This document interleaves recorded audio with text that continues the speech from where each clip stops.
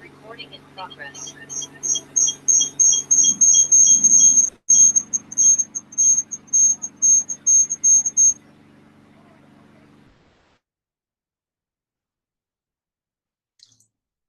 Good morning, ladies. Welcome. We'll wait just a minute or two to give some others an opportunity to join, but we're glad you're here.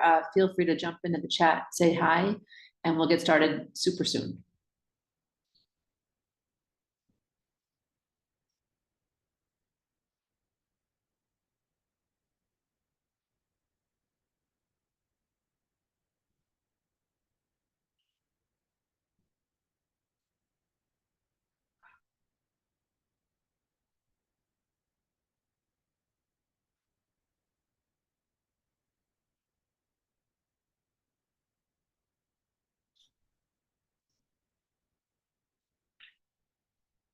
All right, I'm going to wait 30 more seconds and then we'll get started.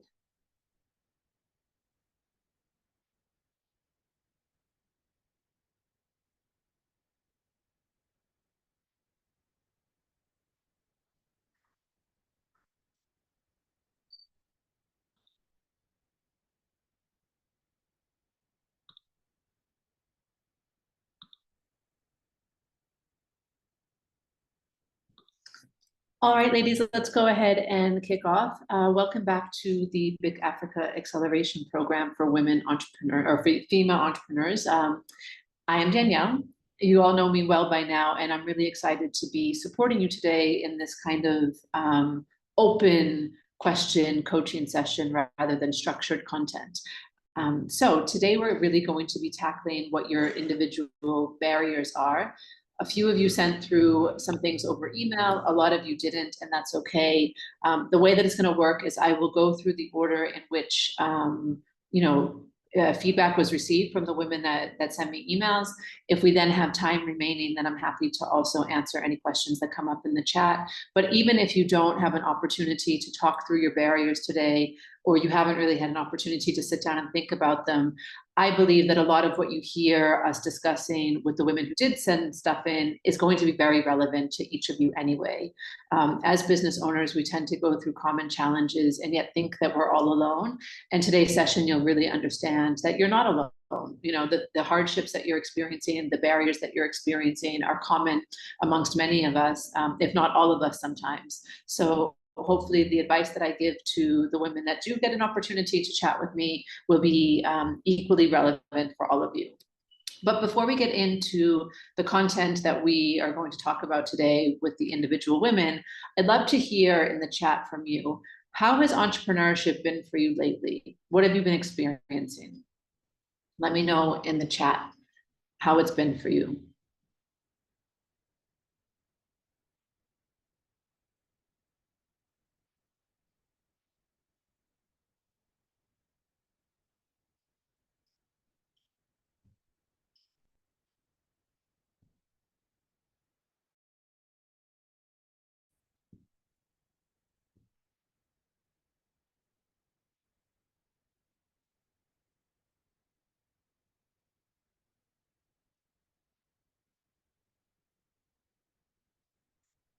Give you all a moment to type. I know sometimes it can take a little bit of time. Good morning, Nina. Nadia shares challenging. Solange says, it's been a great experience, some ups and downs, a lot of learning, but it's very satisfying.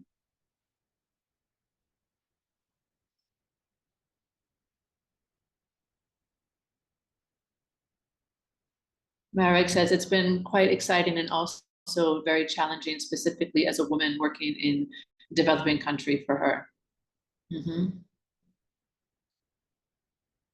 Ruth shares challenging and exciting.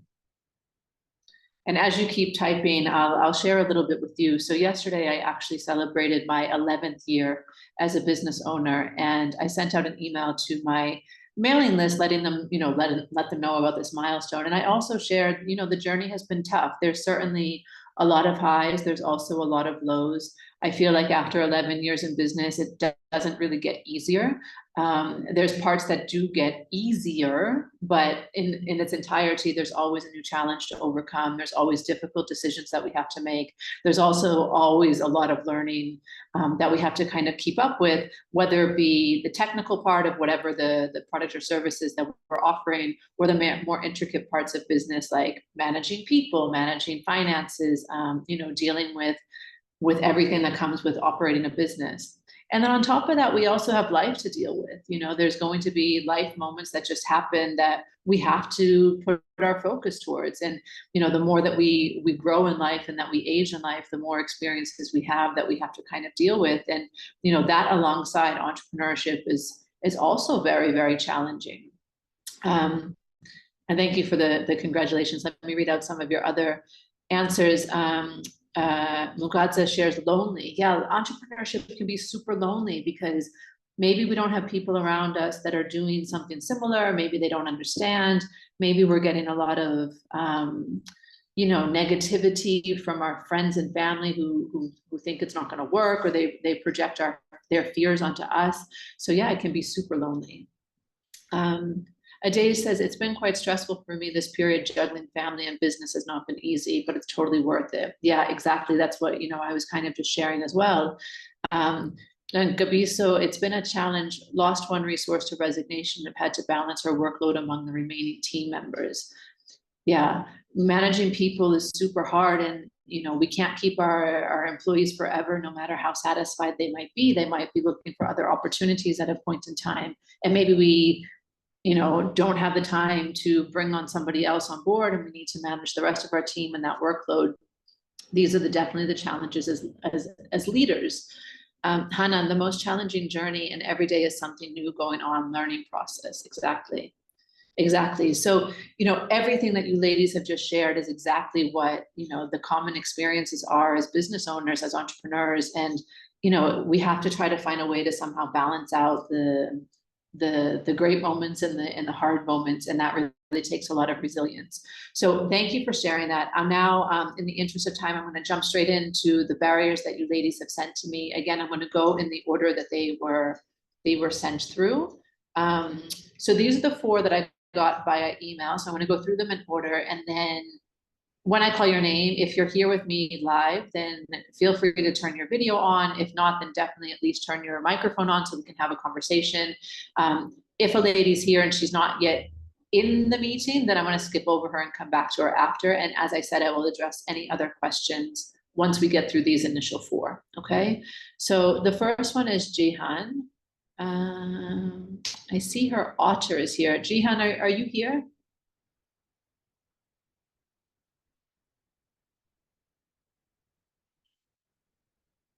No. Okay, that's fine. I will come back to her. Next up, we have Kalkadan, who I do see is online. So feel free to jump off of mute. I'm actually going to stop sharing my screen so that you don't have to just look at random slides when there's no slides. We're just going to have a conversation. So Kalkadan, are you there? Oh, did we lose her? Hello everyone, yes, I'm here. Hi, good morning. No, I'm here. Can't you hear me? Perfect. All right, let me just pull up your... Good morning, everyone. Your list.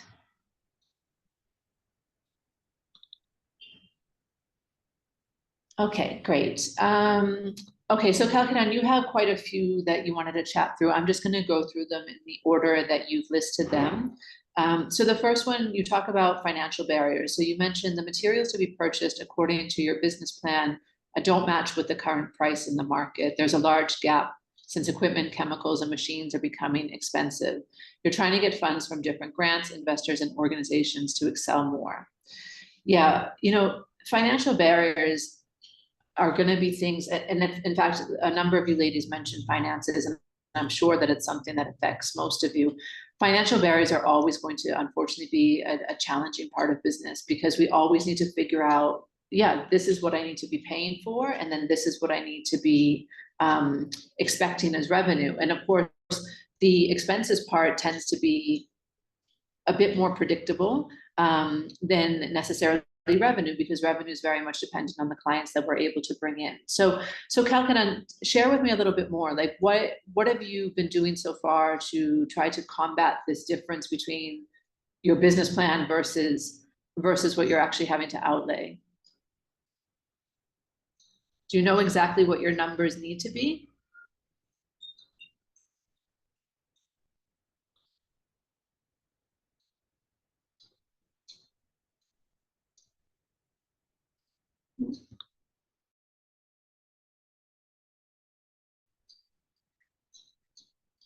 Kalkanan?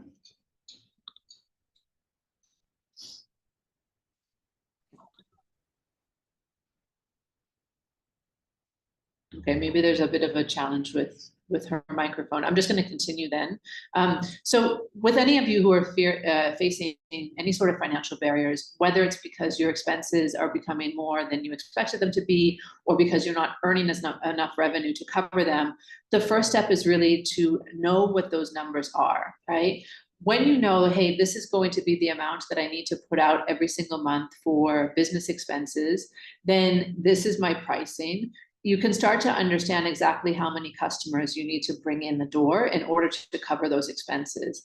Yes, it's great if you can get funds from outside organizations, whether that's in the form of grants or investors or even friends and family. But unfortunately, it's not guaranteed that anyone is going to give you money. The best way to pay for your business is to be able to earn that money directly in. And I know that's hard when you're getting going, especially, in challenging economic conditions. But it's the reality. Like you have to understand that most of your business money is going to probably come from clients rather than any sort of outside sources. So be very clear about what your numbers are, really do the calculation to understand what those expenses are, and put in a bit of a buffer. We are all facing challenging economic situations in the countries that we live in. Sometimes there's inflation, sometimes there's, currency conversion differences. So put in a bit of a buffer that kind of weathers you through that, so that I need to have this much extra reserve in order to cover everything that I have. Oh, you're back. Hi. Oh. Kalkadan, I'm going to move on to your next one, which is this conformity assessment. So you share, according to the Ethiopia pesticide registration, your team would like to fulfill every characterization which are listed in the pesticide guidelines of Ethiopia. You've communicated different institutions and asked for those characterizations to be performed in the institutions. However, all of them have said that they can't do what it is that you want. So my question here is this just like for your business that's facing this challenge, or is it the entire industry in relation to pesticide? Like if all of the organizations are saying, hey, we can't do this particular type of testing or characterization, why is the government making it a requirement on the list of characterizations for your industry?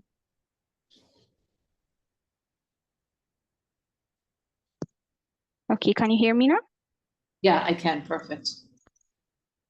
Okay, this is a barrier for our business. Since the European government, the conformity assessment, it lists different characterization tests, but until now there is no registered organic pesticide until now. So that's why we are facing this problem.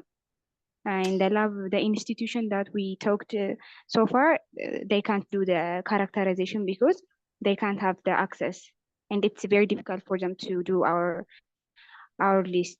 That's why. So if there's no institutions that can do this particular testing, is there any way that you can kind of push back on the government to tell them that? Like, are they requiring that you do something that just isn't available?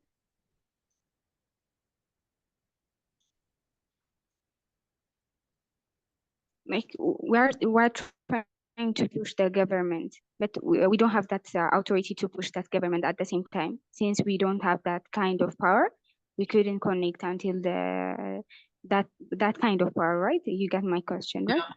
Yeah. I get you. And so what are your peers doing that are in the pesticide industry? Is nobody getting this characterization? Other pesticide factories in Ethiopia? but it imports the active ingredient from abroad. So there's no problem with any characterization because all tastes are done in the other country. So it just imports those active ingredients and it formulates. The only thing it requires is to formulate with the inert materials. So it uses only the inert materials. But our problem is we um, we extract the active ingredient, so we require the characterization for our active ingredient. That's the problem. In the institution we have took, they know the pesticide character.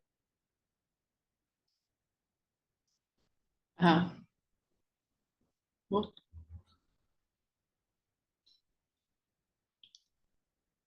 Kakidan, I lost your audio again. I'm not sure. But they couldn't have that machine. The difference. And sorry, I lost you for a second with your audio. So I was saying the organic pesticide to be registered is for the first time in our country. Unlike other pesticide factories, they imported the active ingredient from abroad, so there's no problem in characterizing the active ingredient because they use other solutions to formulate. Are you hearing me? Yeah, so that's the problem. I hear you. So you're the only people, you're the only company in Ethiopia. Yes, the organic pesticide, yes. So the organic pesticide, yeah, that's why we are facing such a problem because there's a list of this conformity assessment. There's a guideline that we take from the Ethiopian conformity assessment teams, but the conformity assessment there is, but the institutions, they couldn't have this characterization machines. So I get it. That's the problem. So let me ask you, is this preventing you from doing business? Are you unable to sell your products until you get this characterization? No, we are not unable to sell. We are not saying that, but it's mandatory because it's one of the conformities required to be registered. So how can we say it is registered? There's no problem in selling it, but the problem comes when it is going to be registered. So that's the problem. I see. Okay. Is there an opportunity for you to sell, is there an opportunity for you to send your product abroad somewhere to get it characterized outside of Ethiopia? We would love to have that access. And it is, I think it's possible to be performed in different institutions, like in the Cambridge University and also some other universities, because they have access. Previously, we also suffer for the GCMS characterization, but we got that access after a long period of time. But other than this characterization, we couldn't go further. I see. Okay. I mean, I think that would be my suggestion at this particular point in time, is to explore your options outside of Ethiopia if it's something that you really, if it's urgent for you to get this characterization so that you can register. I'm sure that there's a cost associated with that. Maybe the cost is something that is preventing you from being able to do that. If that's the case, then it needs to be, you know, money that you're starting to build up to put aside that you eventually invest in that particular cost that you need to pay. Yeah, I think that would be my suggestion there. Is that something that's possible? Of course, it's possible. We have to explore our option, different institutions. Also, we have to collect money as much as we possible to do those characterization. And we're also doing that, of course. Okay. I mean, I would think, I think that given the nature of the type of business that you're in, one potential place to maybe look for, you know, investment or grant money is looking at more of the climate related initiatives that are taking place, especially since you're doing organic pesticides, and there's a knock-on impact on you know, pollution into rivers and streams if you're not using if you are using pesticide. So perhaps there's some incubation centers or acceleration programs that are specifically focused on, climate technologies or climate related businesses. And that might be one way to look for money. And when you're then looking for money, this can be one of the things that you're kind of allocating that you spend on. I think the other thing is number 3 that you mentioned next, which is around your working shed and needing a bigger space where you can actually do like mass production of your pesticides. So, really just knowing what those costs look like so that you can start planning for that and deciding, if I were to get money, this is how I would spend it. And whether that's money that's coming from outside or money that's being earned through our customers, you start to allocate different money to different things so that you can, overcome some of these financial challenges that you're experiencing.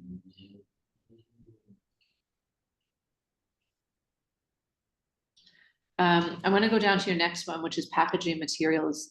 So I think from what I understand here is that so you're trying to order this particular type of packaging within your country, but due to the raw material importation from abroad and currency issue, you couldn't go further.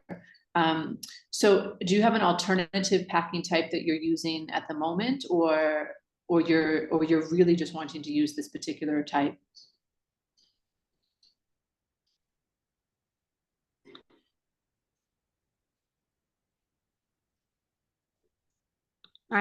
Please pardon, I lost your voice.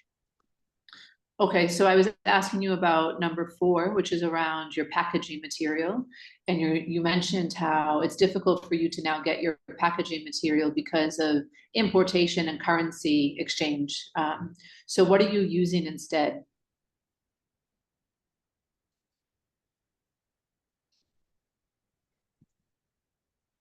We are currently using the same material, which is found in our country, the HDP, like I mentioned earlier. But in order to produce in mass, we have to order in mass also.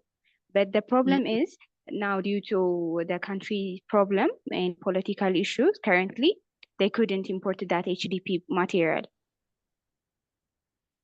So is there an alternative that you can use instead?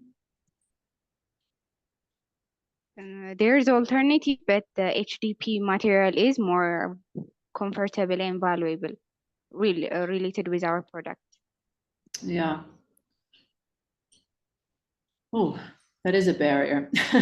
I mean, I think that, at the moment, of course. Yeah, I mean, at the moment, it sounds like you have a couple of things that are holding you back from being able to do mass production. Do you feel like at the moment you have the clients to demand mass production, or are you still comfortable in the space that you're able to occupy?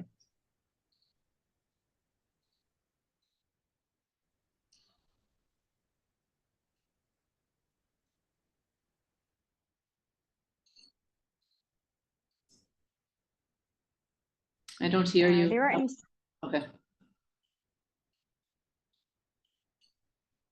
Institutions. I don't. Yeah. You're cutting out a bit.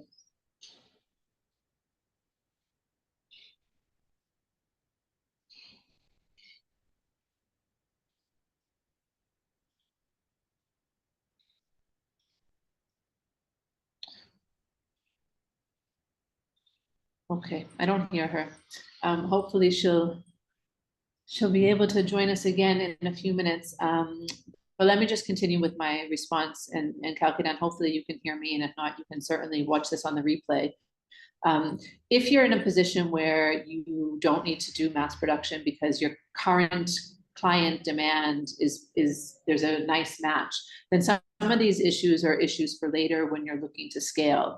I know that they might be holding you back now from scaling, and maybe you feel like you do have the demand to warrant these other bigger production facilities. So you really just have to, again, crunch the numbers, figure out, what are the increase in costs of you having to, for example, import from abroad and then pay a higher fee, having a larger shed so that you can do mass production, Also spending on some of these other things, like maybe an international characterization for your product. These are all expenses that you need to kind of factor in order for you to grow your business. And it may be that you can't do them all at once. You might have to do them in increments. It might also be that when you do have an opportunity to start talking to investors or other things, other opportunities for fundraising, that you can again share this plan with them and show them, this is my roadmap, this is the money that I need injected, and at these various points, and this is why.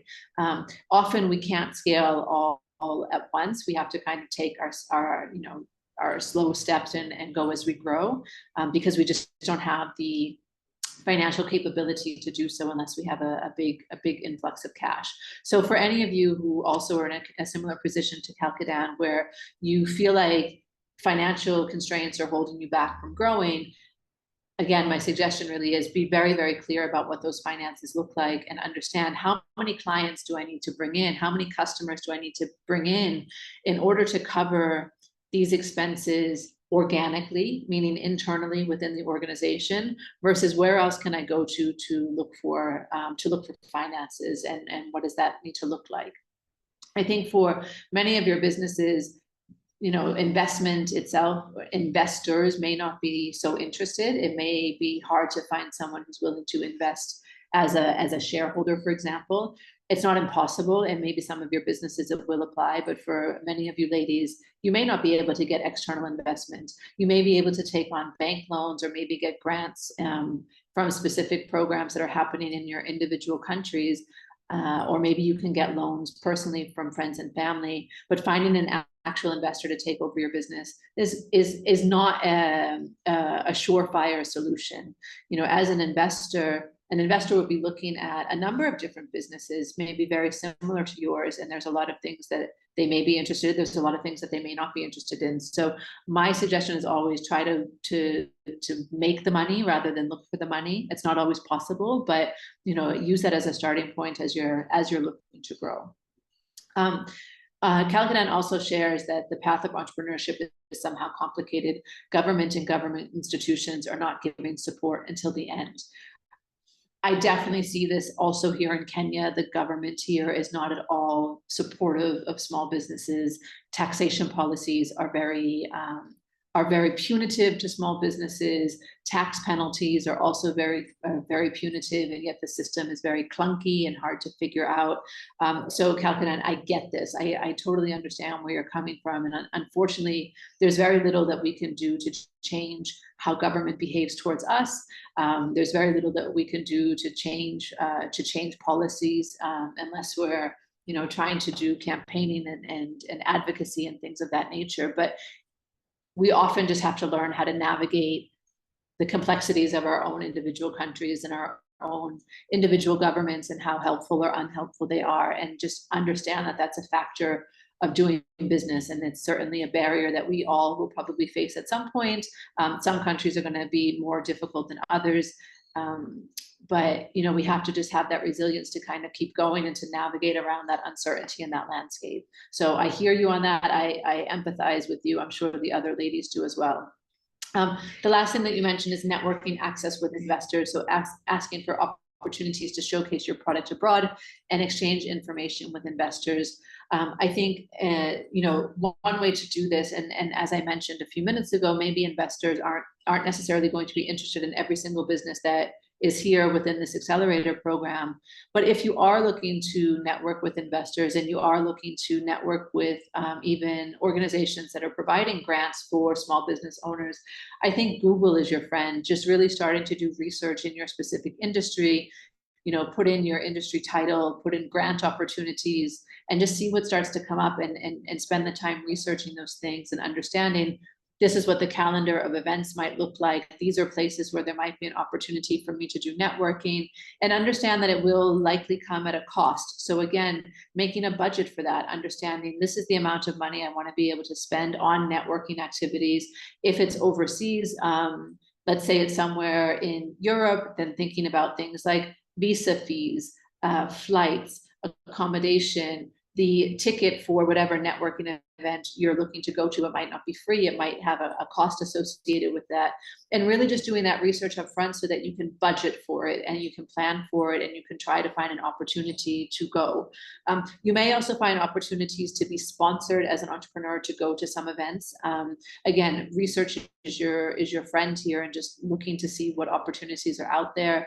I'm sure if the BIC Africa team knows of any, they'll share them with you also, whether that be by email or in the chats. And for those of you who are matched up with mentors, also ask if they know of any opportunities in their own respective countries for entrepreneurs like you to maybe come and showcase with investors or other grant providers. So I think it's really a matter of doing that research, understanding what's out there, and also then knowing how you're going to talk about your business when you get there. You can't just show up to one of these events and then not use the opportunity. You do have to kind of step out of your comfort zone and have a conversation with people about what it is that you're doing. And in our next coaching session in 2 weeks' time, we'll be talking more about storytelling and how to pitch your business in a very authentic way. So don't worry too much about that content right now. We will get to it. We will get to it later. So Kalkanan, I hope that helps you to think about some of these barriers differently. I know you've had a bit of challenge with your voice. I hope you heard me for most of that, but let me know if you have other thoughts or questions. Of course, I heard you. Okay, great. But any thoughts or questions? Thank you for authentic suggestion. Yeah, you're welcome. You're welcome. But feel free to chat or to put in the chat if any other questions come up in relation to these things. Okay. Okay, I'll do that. Okay, great, thank you. All right, next up we have, okay, I say Jehan, you're here now, so let me actually come to you. Good morning. Okay, good morning. How are you? I'm fine, thank you, and you? I'm good, thank you. All right, so let me go through the ones that you've shared. And again, I think that a lot of what you've mentioned here is going to be common for a lot of the women as well. So the first thing that you say is that you have a bit of a lack of confidence for anything related to money. You don't have confidence to establish proper pricing, so you always set very low prices, meaning your margins are small. So that's one thing. Then you talk about you're very generous when it comes to making discounts to others, even when the customers do not ask. Okay, interesting. And you really want to increase your wealth, so you don't understand why you act as if money was not important to you. You like to be very generous, but you actually can't afford to be. Wow, thank you for sharing this. I know that it's definitely something that many of us face, of this kind of generous nature, wanting to give, and when we give completely, then we have nothing left for ourselves, and we end up in difficult situations. In fact, I was talking to a client last week who was telling me that last year she was working so hard to earn money into her business, but only so that she could keep her 2 employees working for her and continuing to pay their salary, even though those 2 employees were underperforming and not doing their jobs properly. And she was always constantly putting out fires and having to manage them and remind them over and over and over of what their responsibilities were. So it was actually more work for her having these people. And she was breaking her back trying to earn money so that she could pay them, and even at the same time not paying herself properly. Just like and me. so yeah, and it happened. And to be fair, I actually had a similar challenge about a year ago when I was on maternity leave, technical maternity leave, because as business owners, it's very difficult to take proper maternity leave. But I was on a technical maternity leave after having my son, and there wasn't much money coming in because I'm the earner for the business. I'm the one that's working with clients. I'm the one that's generating the income. And I had these people working for me, and although they were doing a good job, again, I was like, everything the limited amount that I was bringing into the business with the limited time that I had was going straight to them rather than to me and to my child. And I was like, wait a second, this has to stop. We really have to put our foot down sometimes and say, no, I have to come first. I am the owner of this business. If my livelihood is impacted, then I won't be able to run this business and look after all of you people and to pay these salaries and to make things go. So it's kind of about taking that hard look inwards and saying, okay, wait, no, it's okay for you to receive first before you give to others. Does that resonate with you? Yes, I know that I should think like this. I know that I should think this way, but I don't do it when the moment comes, I I act differently, even if I'm aware of that. Yeah, I get that. Thanks for sharing that. I know that, you know, awareness is one thing and practice Mm, is another thing, right? Being aware that we're doing things the wrong way is one thing, but we have to kind of make active efforts to change it. So tell me, when you're chatting with a client and you offer a discount before they even ask, what's running through your head in that moment? What's happening for you? Sometimes, okay, like in the B2B field, it's sometimes because I don't want to lose the opportunity of the client. So sometimes I say, okay, we can offer a discount, and I know that my margin is so reduced, but I do it to keep the customer. But the customer gets used to it after that, so it's not a good strategy because the price remains the same. It's not like for the first time, but it will be this way. They would say like you offered last time this price, and we would need to have the same price because otherwise it would be too expensive for us. So that's the first way. It's with the B2B when I'm afraid to lose a customer, and on the B2C it's sometimes because you know in my country we I I I meet many poor people, and sometimes I automatically offer to say like never mind, don't worry, just take it, and I can offer this one, I can offer for free, like take it. And I know that I shouldn't do that. maybe maybe I know that I have a salesperson, and I would like to go on this way to always have this salesperson um, to look after the sales and if avoid to be in front of my customers. Maybe this is the way that I should do it, but when I'm in front of the persons, it's very difficult for me to say uh, no, no Yeah, for a discount or no for a free. a free soap or no for yeah. Thank you again for being so open and honest about what you're experiencing. I'm sure some of the other ladies go through the same thought process. So let me offer you a couple of ideas that maybe will work Yeah. for you about trying them out. I mean, of course, the first one that you, or the last one actually that you mentioned about putting your salesperson in front of people instead. Yeah, that's a great way to do it, is removing yourself from a situation that you feel uncomfortable in or that you feel like you can't say no in. Um, but that's not always going to be the case. Like you can't always throw your salesperson in front of your clients. You might just be randomly somewhere and you bump into someone that's potentially a client already.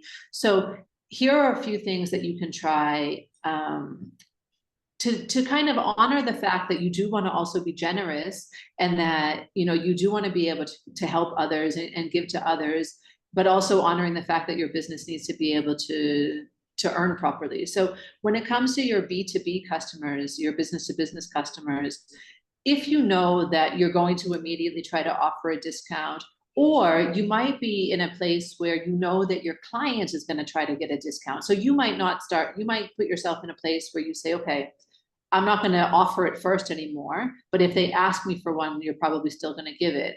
It could be either of those situations.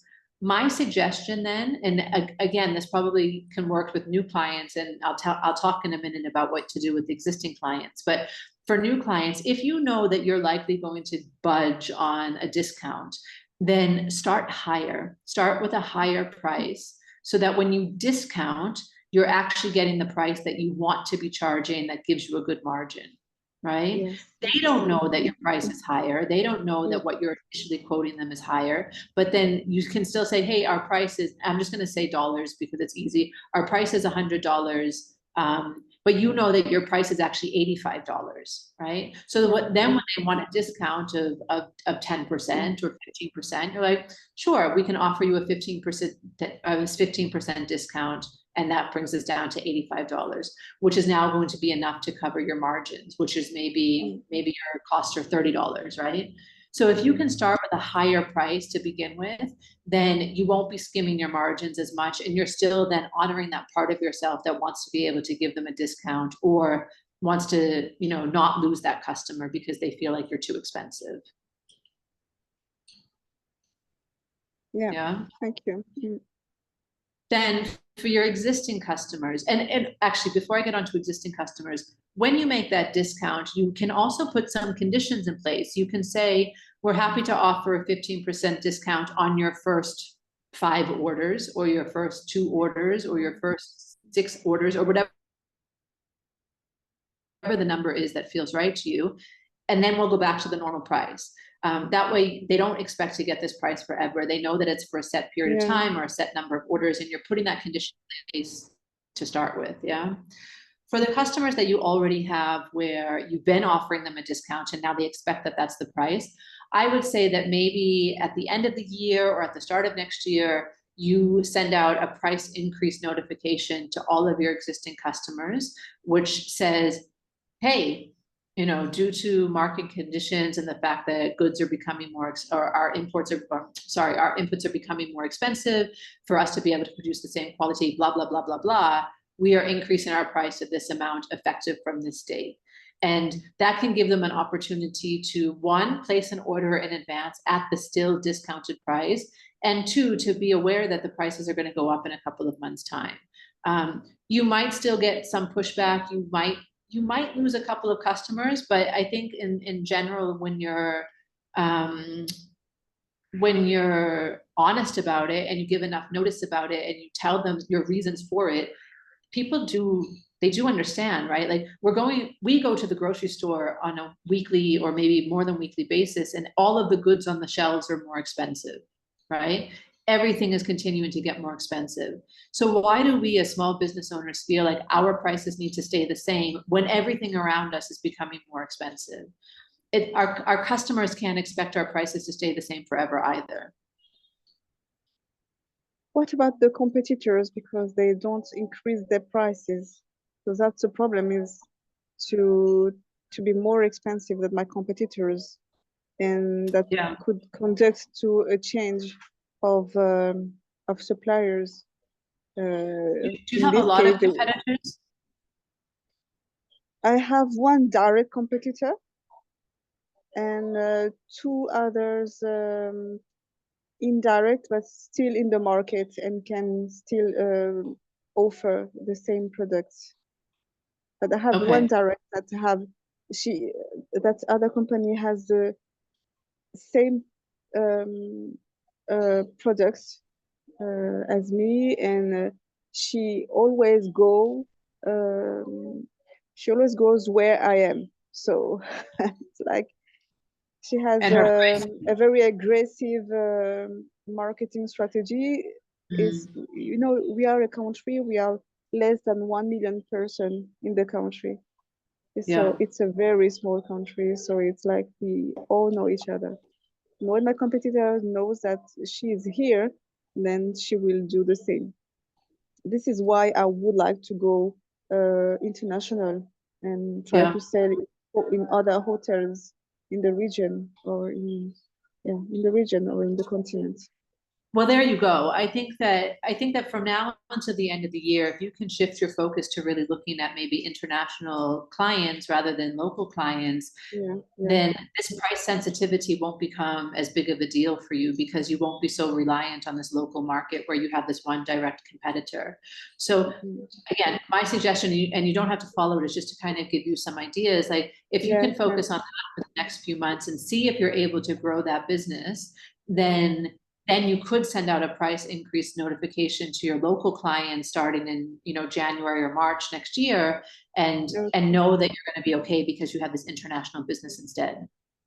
Yeah, and yes, and then I should do that and feel comfortable with that, because I should not be the only one to suffer from this. Exactly. And then for any new customers that you're coming on board, I really, really make that suggestion about just starting with a higher price so that you can get that discount. And then reduce it.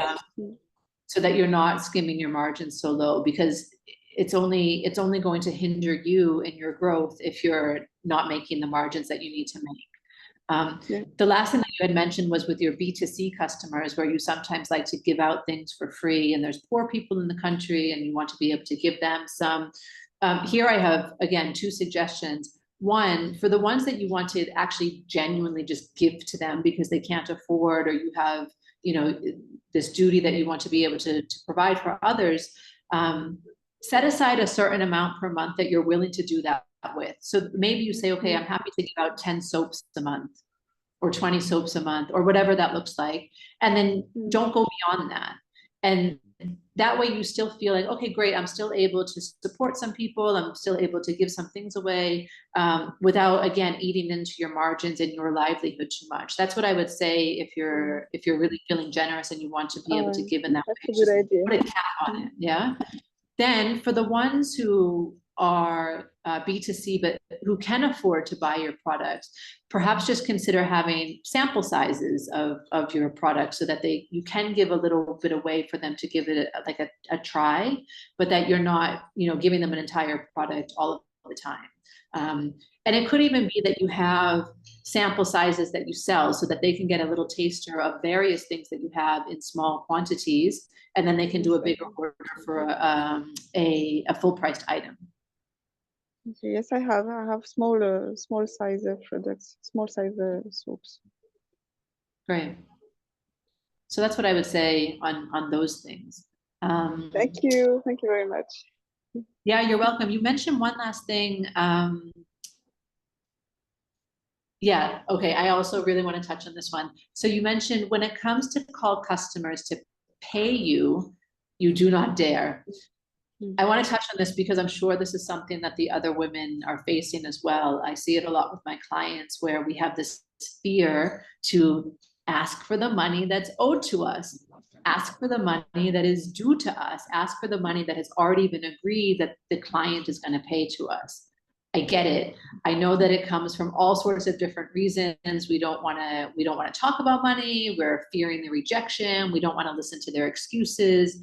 So I'm going to let you in on a little trick that I've used in my business and that I also kind of recommend to my clients is pretend you're somebody else. And here's what I mean. You can set up an email address within your company. So I have one, it's called finance@stepandstone.com. Whereas if you're emailing me, it says Danielle@stepandstone.com. But I still read the finance inbox, right? It's still me that you're talking to if you send it to the finance inbox. It's just all the money related stuff I have go there for ease of organization, right?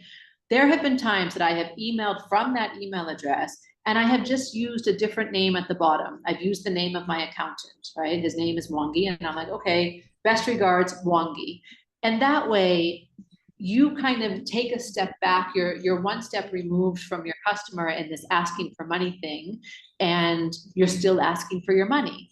Now, you might feel funny about doing that. You might not want to sign off with somebody else, and that's okay. So then get somebody else in your life who is able to send that email for you and get that person to do it for you. Maybe it's a partner, maybe it's a parent, maybe it's a friend, maybe it's just someone else within your organization who's already working for you, and just have someone else ask for that money or put on this kind of fake persona to ask for that money. The other thing that you can do is I have an accounting, an invoicing software. I use Wave apps, and many invoicing softwares offer the same sort of functionality where you can send an automated email from the software.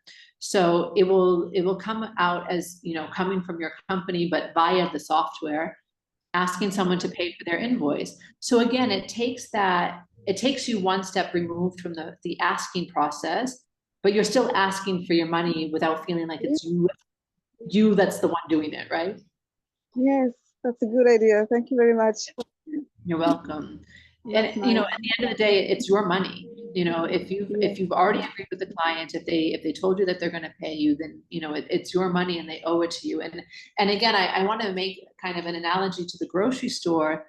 When you go to the grocery store and you get to the till at the grocery store, there's an amount that comes up on the screen and you pay it before you leave with the goods, right? And never will the grocery store say, it's okay, come next week and bring us the money next week, or bring us the money in 2 weeks, or bring us the money in a month, right?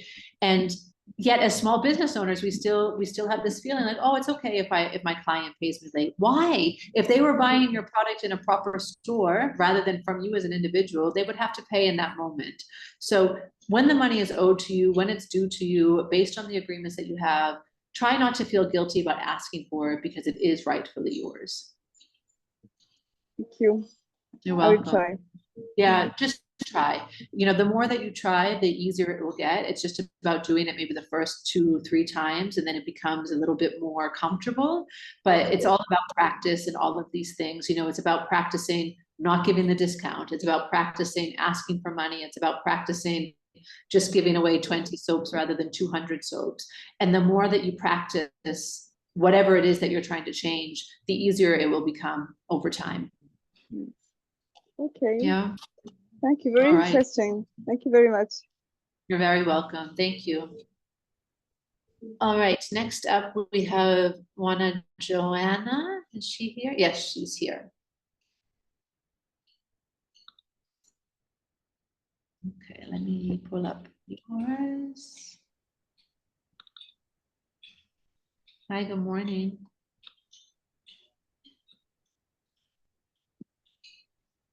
Hello. Okay. Hi. How are you? I'm good, thank you. My internet connection is kind of unstable, so I'm not going to switch on the camera. I may be That's okay. pushed out. That's okay. And if at any point the audio disconnects, just know that I'll respond completely. And you can always watch the replay if you can't hear me for whatever reason because of your internet, okay? Okay. So the first thing that you mentioned, so you said that there's 2 significant barriers that are currently causing stress at Kivu Spices. The first is a lack of advanced infrastructure, particularly in logistics and storage. It hinders your ability to scale effectively. The absence of proper storage facilities not only increases costs, but also risks the quality of our products. We struggle with timely deliveries, which affects customer satisfaction and market reputation. Yeah, I hear you. I'm sorry that you're experiencing this. I think a lot of us, especially product-based businesses, a lot of you will be experiencing this as you live in, you know, developing countries where there isn't necessarily the infrastructure end to end to support delivery in a timely fashion. So Joanna, tell me a little bit more. Like, how are you currently getting your products to your customers? What type of logistics are you able to use?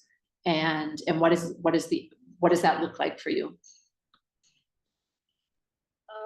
Well, what we've been able to do is, first we have changed our carrier. We found the carrier that was more affordable compared to the previous one, and now we are only sending in other provinces once in a month, but we're sending okay. For example, the majority of our product, at least up to 70%, is we are selling more outside our province. So now what we have realized is we would like to send every time a customer order, but what we do is from the moment they order, we tell them we send a package at the end of every month, one big package, for example, 600 or 700 bottles. We send them once. With the carrier, we are able to negotiate because the weight will be over 40 kg, and then we are able to start negotiating because the negotiation starts at 20 kgs. Gotcha. So with the 40, we can negotiate, and we can even put in some argument about bringing our business to them every month, and we are able to get a lower discount. And when we send it to one person, one representative in that province, and then everyone else have to contact the representative to get their badge, because we couldn't afford to be sending 20 here when somebody order, and 10 over there, and then 100 over there. With that method, we've been able to send, but we've been able to send to the province with our with the biggest customers. But the problem with it is in other provinces, we are not taking orders because we will be sending smaller batches, which is not it does not make it a profitable business at the end of the day. Yeah. For example, we are based in Bukavu. That's where the factory is, where the farm is, where our other cooperative we work with for the raw materials are. But then, currently, we only sending to Goma and Kinshasa, and sometime in Lubumbashi. But any other provinces that may ask, people that may ask for our product, for example, in Bujimai or somewhere else, we can't. We only are working in those 3 provinces, because other provinces we do not have enough customers to be to afford our minimum order, so that we are not crumbling under the weight of charges. So it's kind of, for a new business, refusing to take orders is not good, but we don't know what else to do other than sacrificing those provinces that are not meeting the minimum order quantities for other ones. Okay. Yeah, I get that. Okay. Thanks for sharing more context. I think that for the provinces where you currently can't offer your products because of this minimum quantity, is there an opportunity for you to find more customers in those provinces? Or are they so small that you won't be ever able to meet those minimums? we could be able to find more customers in those provinces if we were to run just a small campaign in their local supermarket, and if we do collabs with their local entertainers. But that's the thing, the whole logistic of it that we currently cannot afford. So we just decided to tell them, if you have somebody in Kinshasa, we'll link you to them, and you can buy our product when you are over there. Or if we have going over there, then we do that. But in terms of having a proper structure like the one we have for Kinshasa and Goma, like, the product is packaged, we send it to the dock, and from the dock it lives to the other province. In terms of having proper structure, we do not have. It's more like a referral when sending in those provinces where we do not meet minimum order quantity. The opportunity to grow will go through partnership, and we do not currently have the budget for it. Got it. Okay, I get it. I get it. Okay. I know that it can be really frustrating, especially as a young business, to have to turn down orders and to say, no, we can't do this at the moment. However, we also just, as business owners, have to be realistic that sometimes it will take time to grow and to expand to different geographical locations, whether that's within your own country or even maybe for export for some of your businesses. So Wani, I would just say, be patient, like definitely keep the details of these people that are reaching out to you. Unfortunately at the moment you can't service them unless they can, like you say, get a link somehow through Kinshasa, through someone that they know that can order on their behalf, but keep their information so that when you are in a position to run these small campaigns end to end, what that budget looks like, you can let them know, like, hey, we're now in your area. Thank you so much for being patient with us. We're super excited that we're now able to serve you, place your order, et cetera, et cetera, et cetera. And the way that you can maybe, again, generate the money for that campaign is by focusing on the existing provinces where you're already established and have the logistic capabilities, and just try to get more customers there so that, again, you can increase your revenue, which will then allow you to spend money on things like these marketing campaigns in different areas. unfortunately, we just can't do everything all at once. So it's just about planning your priorities and deciding this is what I'm going to focus on in this particular moment so that we can achieve X, Y, Z. I know it's frustrating though. Thank you for the feedback. It's the struggle when you finally start gaining momentum, and then you kind of, no, I can't take that. No, we can't send the yeah, but I get you. And I think it leads quite nicely to your second point, which is that you share, we face challenges in scaling our production capacity to meet growing demand. Despite your efforts, your limited processing facility struggles to keep up, affecting your ability to fulfill larger orders consistently. Can you tell me a little bit more about that? Like, are you turning business away? Are you just disappointing customers by taking their business and they're not fulfilling? Share with me a little bit more context. Okay. We started with farming. We started with partnership, and ourselves, we do a bit of farming, and then we partner with other farmers and cooperatives to get more raw materials. So now, because of the restriction in terms of infrastructure, we had to establish our processing unit in town.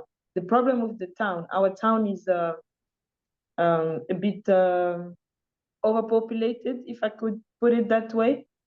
Therefore, we couldn't find a big space, like a big warehouse where we work and install our machinery properly. So we had to redesign a house, a residential house, into a processing. So the problem with that is, when we started running dehydrators, because we produce powder spices and spices and sauce, the problem with dehydrators is that when it's on, it can get quite hot in production, which then does not make the technician sleepy, uncomfortable, sweaty, and everything.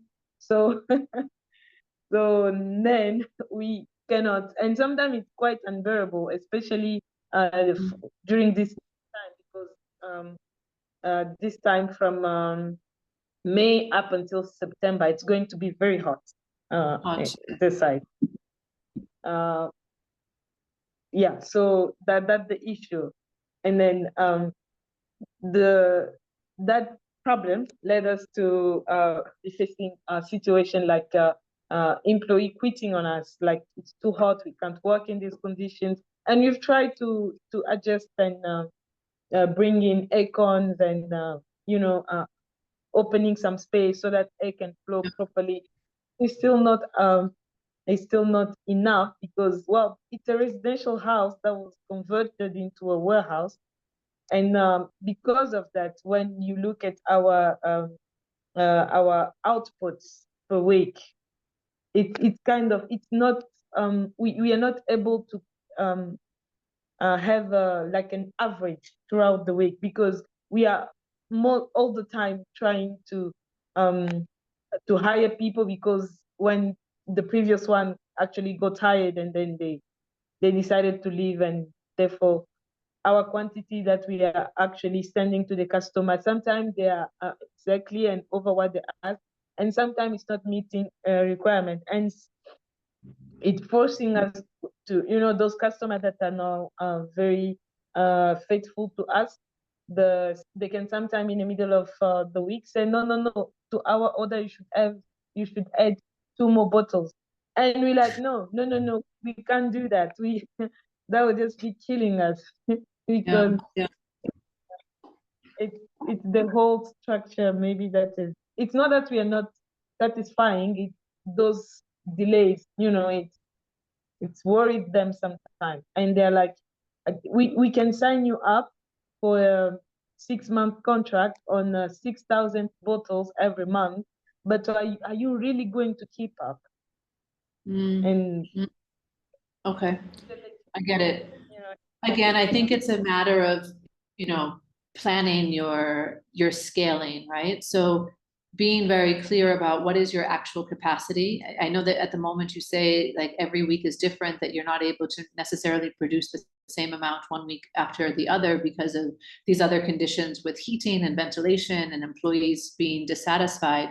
So I think, you know, given your current location, you do need to be clear about what the real capacity is so that you can not overpromise to customers and then fail to deliver and ultimately maybe disappoint them and potentially lose them. Or, you know, the alternative of like not overworking your employees to the point where they feel like they're hot and they're going to pass out and it's not safe for them. And while you do that capacity planning, again, I think it's about thinking about the future and understanding what is our next step. Do we need to move into a bigger facility that has better, you know, warehouse type conditions? And I know that you said where you stay is very populated, it's hard to find places, but just keeping that on your radar of, I need to constantly be looking for something that's out there so that when something does become available, we're in an opportunity to maybe move into it. So again, thinking about what the cost might be, how to start planning for that so that you can, you know, put money towards that small by small and eventually move into a bigger space. And maybe even understanding, okay, if we were to move into a bigger space, what would our new capacity look like? And therefore, how many customers do we need in order to make that new space, you know, sustainable for us and worthwhile for us? And start planning in that way so that you're kind of aligning the number of customers you need with moving into a new facility, so that when you move into a new facility, you have the clients that you require almost immediately, rather than getting a new place and not working to full capacity. So I think it's down to like crunching some numbers and seeing where the trade-off is. When do you make that decision to shift somewhere else versus, you know, how long do you keep your customers capped at a certain number of bottles because you can't do more than that?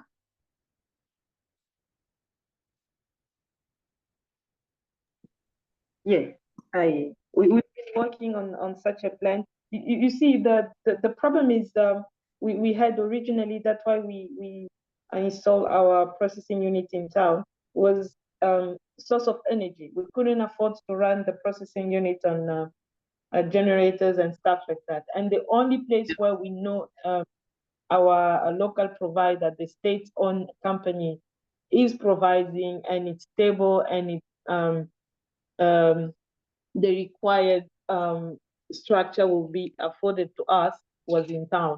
That was the trade-off, was we could get the bigger place outside town, but we were not going to have the source of energy we needed. So we had to sacrifice comforts in order to make the machinery actually have the proper source of energy, because otherwise they were all going to fail very quickly if they were run on generators, and it was not going to be a doable business, because also it's, when you consider the cost of fuel, it becomes too much. And the commodity market, you cannot just work up and say, okay, now today chili will go from $2 to $5.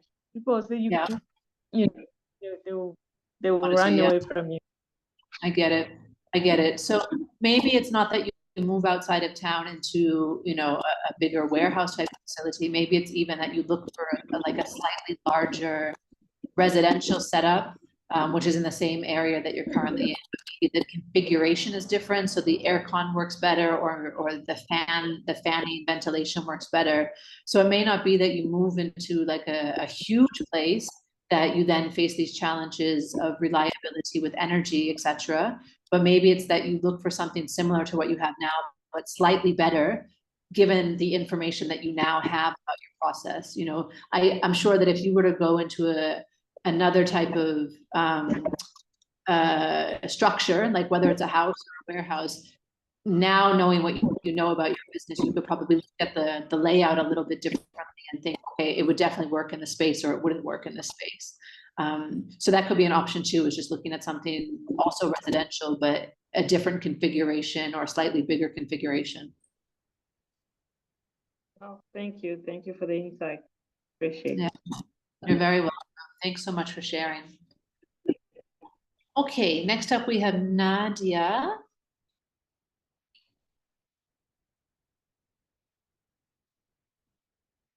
And then after Nadia, I will come to your, the chat. Okay, Nadia, we have, let me see.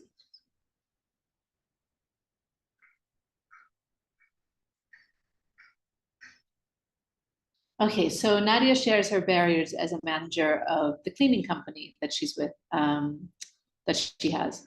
So managing a cleaning service faces significant challenges due to limited financial resources. Some of her barriers include difficulties in personnel management, such as recruiting and retaining skilled staff, as well as a lack of experienced team management, which leads to operational inefficiencies and inadequate training and communication. Moreover, the high initial cost of purchasing and maintaining quality materials and equipment further strains the budget. Financial constraints also impact marketing efforts, hindering the ability to attract and retain clients, which are crucial for business growth. So yeah, these are all interconnected and all very essential for your success. So you talk about difficulties in personnel management, an inexperienced team team management, and high cost of purchasing and maintaining the quality materials and equipment, and not being able to market in order to actually attract and retain clients. So Nadia, thank you for sharing all of these interconnected pieces. And I know they're interconnected, so it may feel like you have to fix all of them at once in order to make progress. But I want to push back to you and ask you, if you could only tackle one of these areas first, which one do you feel would make the biggest impact in your business?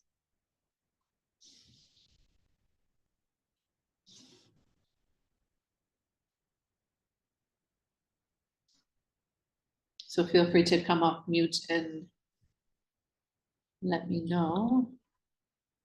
Okay, so you chatted. Okay, so the team management maybe. Okay, so if you feel like team management is the biggest area where you can make an impact first, here's my thought on it, right? So with all of us, well, I'm assuming, I think with many of us, we have not a lot of money to be able to pay for people. And so we tend to go after people that may not be as experienced because they don't charge as much for their expertise in whatever field they might be in. Maybe they're managers, maybe they're technicians, maybe they do a specific service like social media, marketing, etc. The challenge then comes that when we can only afford lower budget employees, typically they don't have the experience to really run that part of their business, and it actually requires a lot more of our input than perhaps we would like for it to. So team management really starts with you as the leader, and how is it that you're managing the individuals on your team. So for all of you ladies that are struggling with team or thinking about what it is that you need to do, my first suggestion is that you really consider each of the roles that need to be played within your business. Now, maybe you already have someone that's filling these roles, maybe they're empty at the moment, but really to just do a brain dump of, these are all of the roles that I need to have fulfilled in my business. And then you can start putting names against them for existing employees. So maybe you take on a bunch of those roles. Maybe you have a manager who takes on a bunch of the other roles. Maybe you have an accountant that takes on just the financial piece of the roles, et cetera, et cetera. And that will allow you to start to see where the gaps are. Now, as the leader, once you start to know what are the important roles that you have in your business, you also now have to think, how do these roles interrelate to one another? So how does for example, my finances impact my operations? How does my sales team impact my customer relations? How does my sales team impact my finance team? And think about all of the interconnectedness between these different roles. Once you have that bit of structure in your head about what you want the team, like what the roles and responsibilities are and how they interconnect, you can now better put expectations onto your employees to let them know what it is that they need to be doing and why it matters. So again, I said, leadership really starts at the top, and how you structure your team, how you let them know these are the things that are required of you. Now, when you have inexperienced people, you might have to specify every single step of what it is that you want them to do.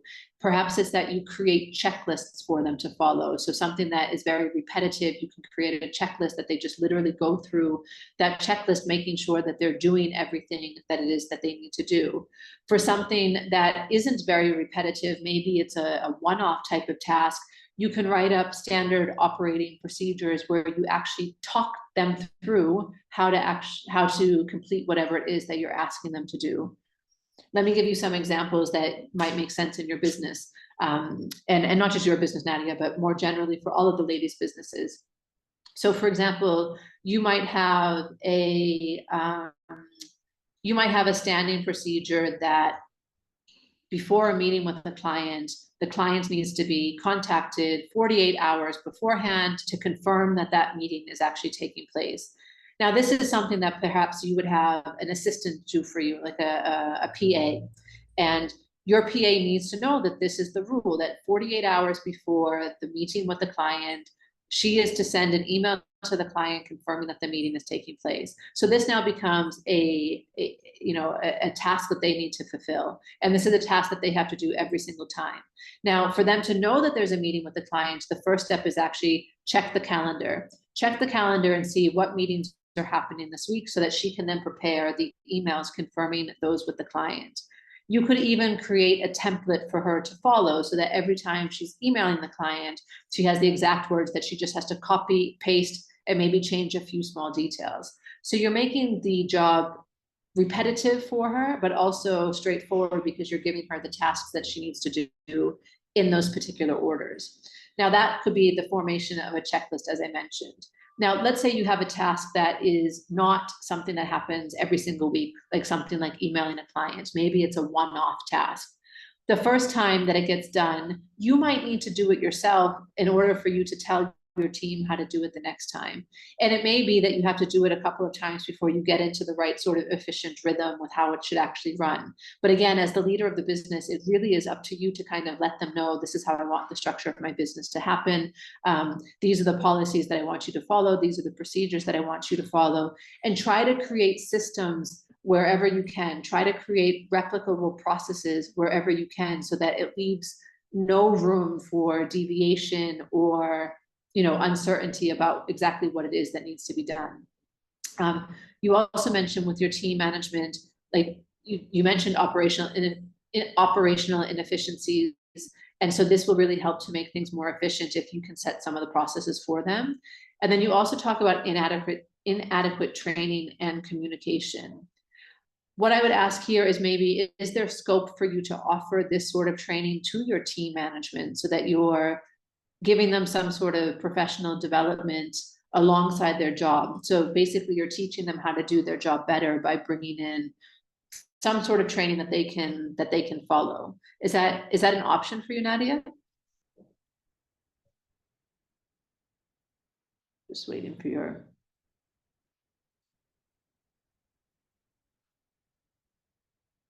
Yeah, sounds good for you. And it may not even need to be someone external, right? Again, you might be an expert in this area. You might be already very skilled in this area. So you can design training yourself for your team of the important things that you want them to keep in mind, the things that you want them to know when they're doing their job. Now, you might also find when it comes to team management that you're going to have to manage people differently. As individuals, we all have different motivations. We have different things that interest us, that inspire us. Some people like to be left alone, like given a task and left alone, whereas others want that constant, almost like approval or validation from their managers to make sure that they're doing something well. So again, as leaders, it's important for us to look at people as individuals and ask yourself, what type of management style does this person need? And this kind of goes back to our first coaching session on leadership, where we talked about the different types of management styles, where maybe sometimes you need to be more of a coach and other times you need to be more of a dictator. When you're a dictator, you're just telling them, this is how I want it done. Whereas when you're coaching someone, you're saying, hey, like, have you considered this?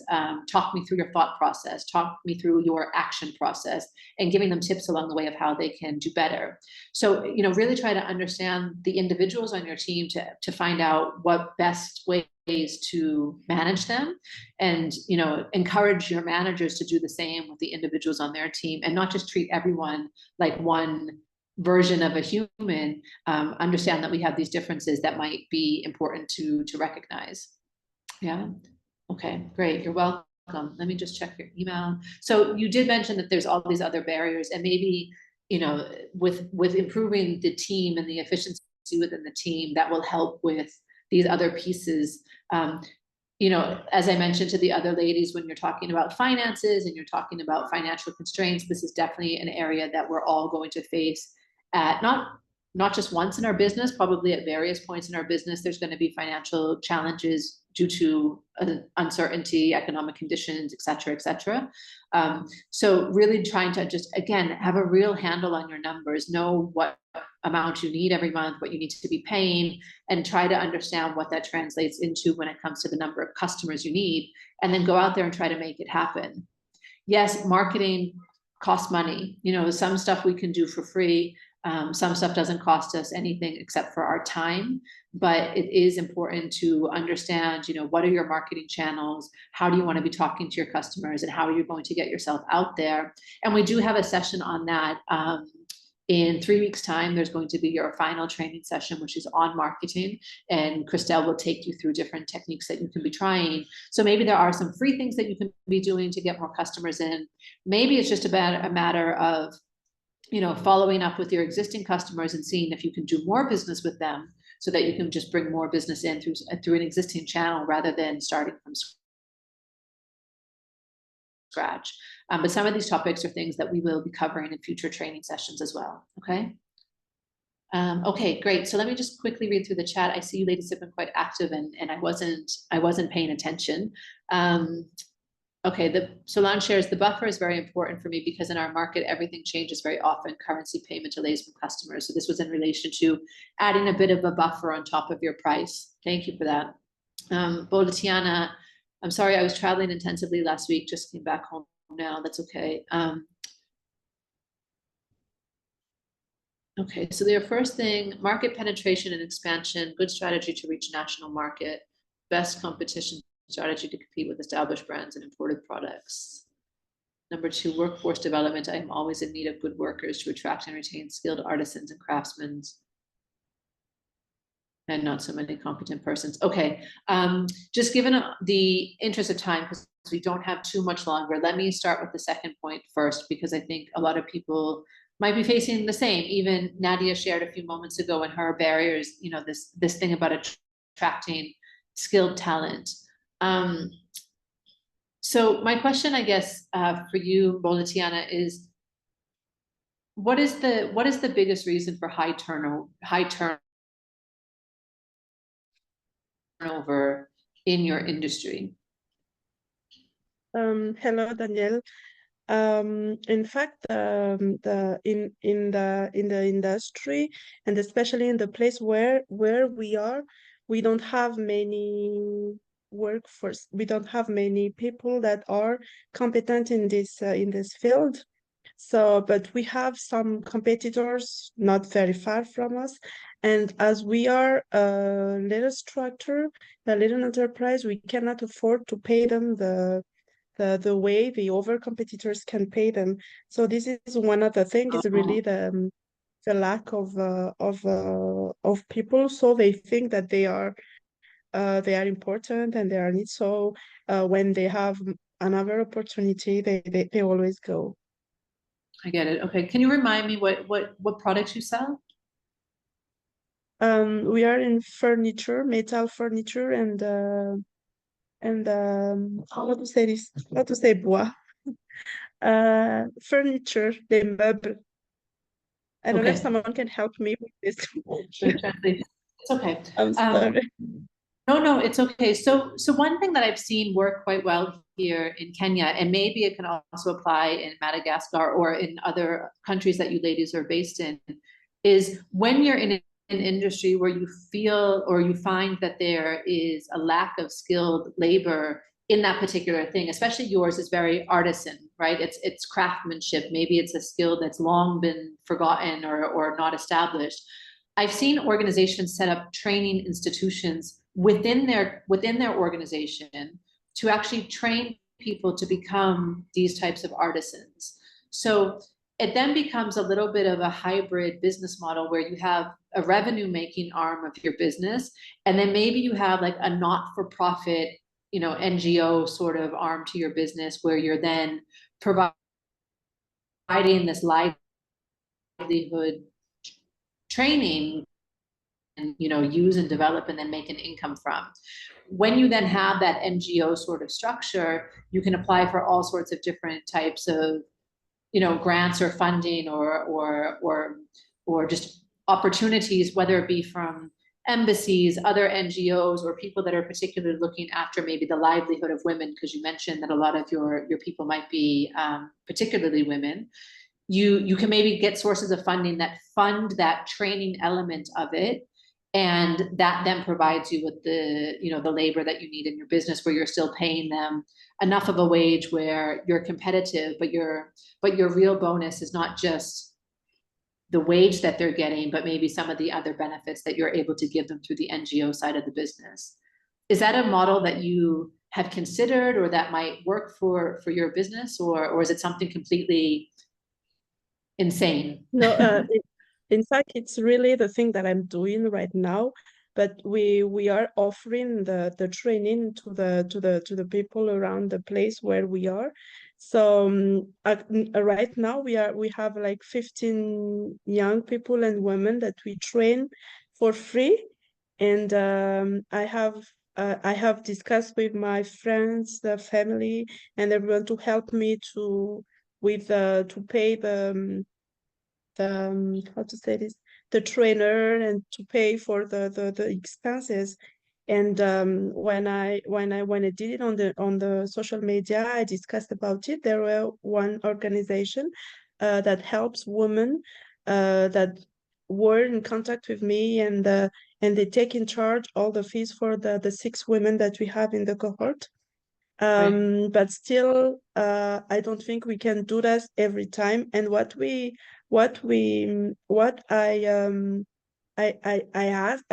asked to those young person that most of them will stay working with me. I mean the best of them, but we will see, because it's the first cohort, and I know that some of them will want to make their own enterprise. I told them that I completely understand, and that we will help them, but I cannot force them to stay and to work with me. That's the thing. And about the expenses, it's high. We have very high expenses, so I cannot do this all the time. But this is an idea that I can consider, like making them pay for the training. If I don't have partners, yeah, maybe try this way. Okay. So what I'd like to do, actually, I have a friend here in Kenya who runs an organization that does this sort of model. It's also an artisan business. They're not furniture, they're homewares. So things like rugs and tapestries and knitted material and woven textiles mostly. And let me see if she's maybe able to chat with you a little bit more about how she's made this model work. She's been doing it now for close to 10 years on the coast of Kenya. I know she gets funding from all sorts of different locations to kind of feed the not-for-profit side of the training arm, and then also has a very sustainable business in itself of selling the products that are then made by these artisans. But maybe she can also share some insights about how to increase retention, so that the people that you're bringing through your program don't just leave and go and do their own thing, or don't just leave and go and work for competition. And maybe she can share some insights into how she makes that work. So leave that with me, and I'd like to make that introduction to you, and talk through that model a little bit more and see if it's helpful. Okay, thanks a lot. That's perfect. Yeah. Thank you. You're welcome. Okay, let me come to some of the other questions real quick. So I don't have kids, and now that I'm a full-time entrepreneur, that's a difficult decision to make. Yeah. Yeah, Solange, that's it is a difficult decision to make because kids take a lot of effort. And you know, over the last 18 months, I've had a child and also running a business, and it's true, you can't be 100% of the time in 100% of the places. So make that decision when and if you ever feel ready for it. And my suggestion is really to try to set up systems and processes and people in place to allow you to make that transition if it's something that you decide that you want to do in the future, so that business can still run without you or with limited input from you, if you decide that's a route you want to go down. Okay, so then some comments about the payments for Jihan. Okay, great. I love that you ladies have shared inside the chat as well. Wood furniture. Okay. Okay, Marek, no problem. Okay, great.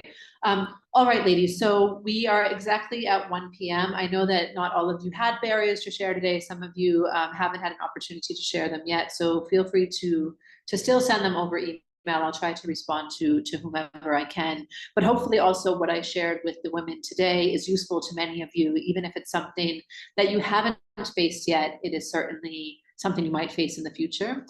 So let me quickly just share my screen again before we say goodbye for today, just to bring you through some of the last couple of slides.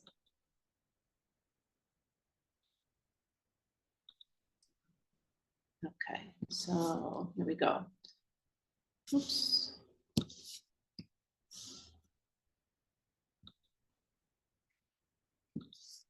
All right, so questions, reflections, we talked about those. So what comes next? So next week, you are going to have your next training session with Monica. This is going to be on the who. So it's actually a perfect conversation to be having next week based on what we spoke about not so long ago. It's really talking about who do you need in your business to support you. So this is going to be not only team management and recruitment and finding the right people, but also partners, because you may not always need employees. Sometimes you need partners instead. So that's what Monica is going to be taking you through next week during our next training session. And then after that, we have one final coaching session, which is going to be on storytelling and the art of the pitch. I will have some prep work for you, which I will share with you next week. And then our final training session will take place the week after that on the theme of marketing, which is also an area that we touched upon today. So we have just a few weeks remaining. We still have a lot of content to get through. Continue to be here, continue to be active, continue to ask questions. Let us know if there's anything that you need or you feel like is missing, so that we can try to see where we can fit things in. For those of you who are paired up with a mentor, you have now all had your introduction over email. Hopefully you've been able to also have contact initially with your mentor and to set up your first meeting.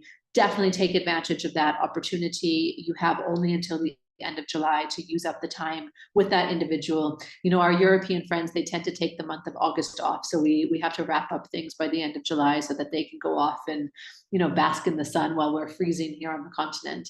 But if you do have that mentor relationship, please do take advantage of it by the end of July, and do get in touch with her if you haven't done so already. All right. Jihan shares that she had her first mentoring session yesterday. Thank you. You are welcome. I hope it went great.